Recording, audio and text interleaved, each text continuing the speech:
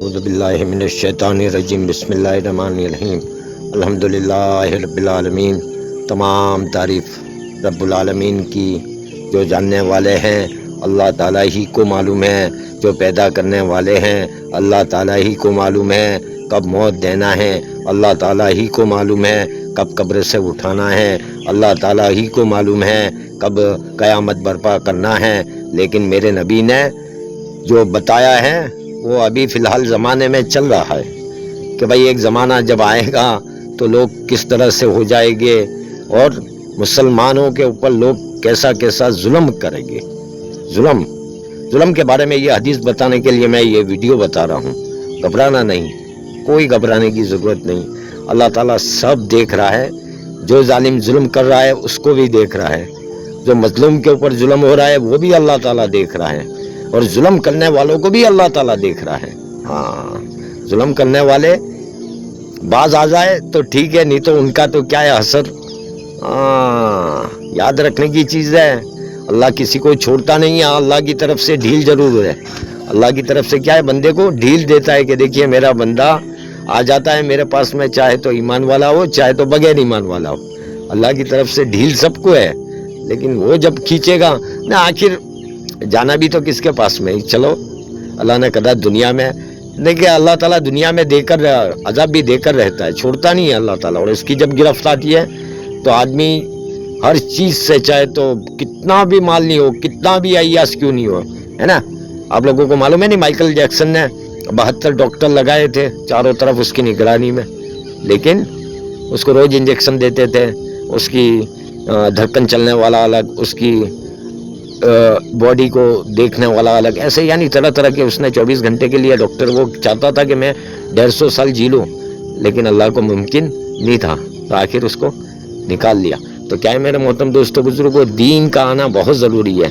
اللہ کے حکم اور نبی علیہ السلام کا طریقہ زندگی میں ہوگا تو انشاءاللہ ہم کامیاب، نہیں تو یہ آخرت کا حساب کتاب بہت لمبا ہے، اس کے بارے میں کبھی انشاءاللہ پھر سے دوسرا ویڈیو آئے گا۔ چینل کو لائک کریں، سبسکرائب کریں اور زیادہ سے زیادہ شیئر کریں۔ تو آج ظلمت کیا چار کی حدیث بتا رہا ہوں۔ حضرت ابو ہریرہ رضی اللہ تعالیٰ سے روایت ہے کہ رسول اللہ صلی اللہ علیہ وسلم نے ارشاد فرمایا، مظلوم کی بد دعا ظالم کے لیے آسمان کے اوپر اٹھا لی جاتی ہے۔ مظلوم کی بد دعا ظالم کے لیے آسمانوں کے اوپر اٹھا لی جاتی ہے، اور آسمانوں کے دروازے اس مظلوم کی دعا کے لیے کھول دیے جاتے ہیں۔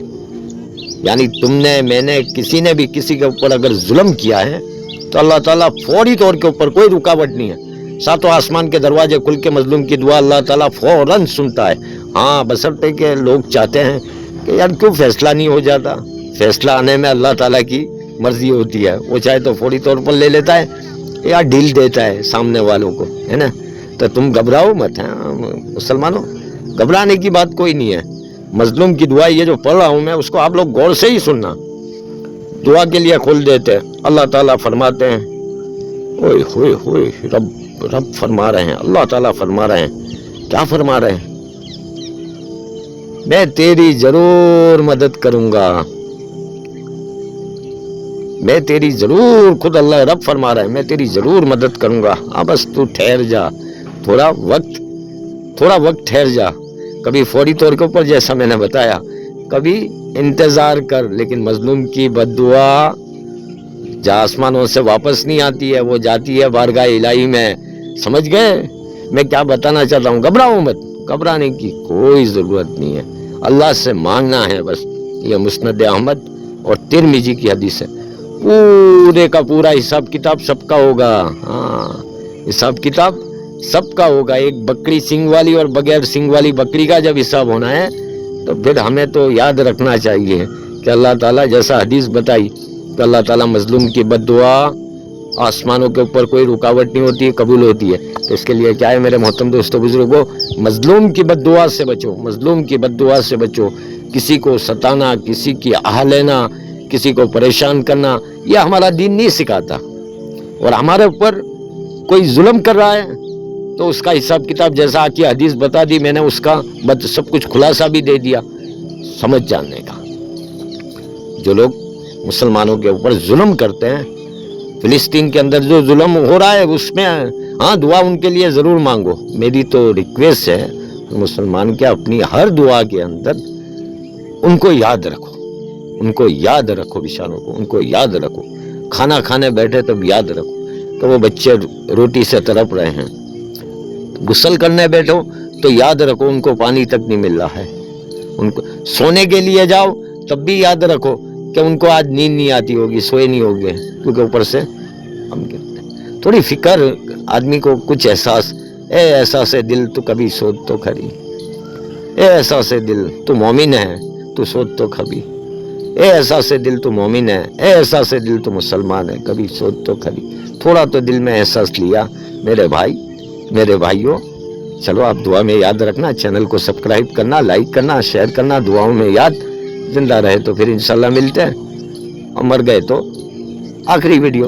دعاؤں میں یاد انشاءاللہ. اللہ تعالیٰ اس ویڈیو کو قبول کرے، اور میرے لیے بھی اور آپ لوگ سننے والوں کے لیے بھی، ہر مسلمان کے لیے نجات کا ذریعہ بنے. وآخر دعوانا الحمدللہ رب العالمین.